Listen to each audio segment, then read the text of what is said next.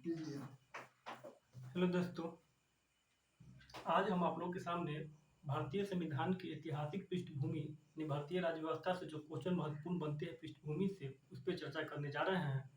तो सबसे पहले देखेंगे भारतीय राज्य व्यवस्था।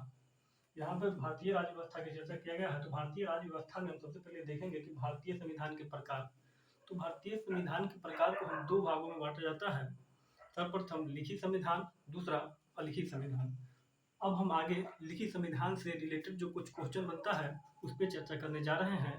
पहला है कि विश्व के पहला लिखित संविधान किस देश का है। तो विश्व का पहला लिखित संविधान जो कि अमेरिका देश का है, अमेरिका, जो 1789 ईस्वी में लागू हुआ। नेक्स्ट क्वेश्चन है, विश्व के सबसे बड़ा लिखित संविधान किस देश का है। तो विश्व का सबसे बड़ा लिखित संविधान जो अपना देश भारत का है।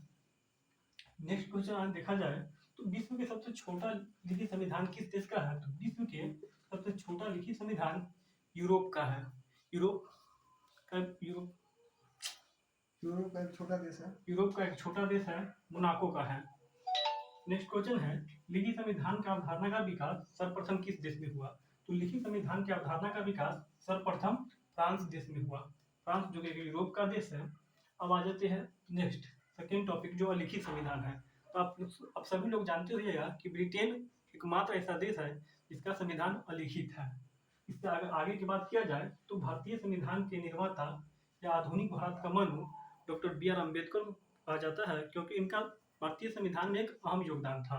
अगर बाबा साहब अम्बेडकर की बात किया जाए तो यह सर्वप्रथम बंगाल प्रेसिडेंसी से संविधान सभा में चुने गए थे, लेकिन आज़ादी से पूर्व अगर आज़ादी की बात किया जाए तो यह बम्बई प्रेसिडेंसी से चुने गए, क्योंकि भारत के विभाजन हो गया। इस कारण जो क्षेत्र बंगाल प्रेसिडेंसी में था वो पूरी बांग्लादेश में चला गया, पूरी पाकिस्तान में चला गया। इस कारण से इन्हें फिर आज़ादी के बाद बम्बई प्रेसिडेंसी से चुना गया। नेक्स्ट आते हैं 1757 की प्लासी के युद्ध के बाद। 1757 के प्लासी के युद्ध के बाद बंगाल के गवर्नर जनरल का पद आया, जिसपे सर्वप्रथम रॉबर्ट क्लाइव बैठे। इससे अगर नेक्स्ट बात किया जाए तो भारतीय संविधान की ऐतिहासिक पृष्ठभूमि। तो भारतीय संविधान की ऐतिहासिक पृष्ठभूमि को हम दो चरणों में बांट के पढ़ते हैं।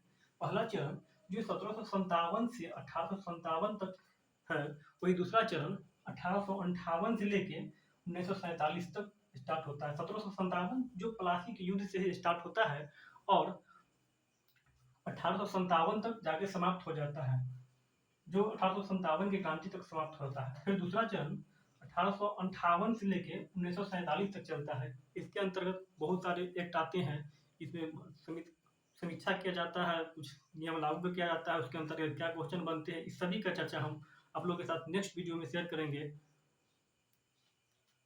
धन्यवाद।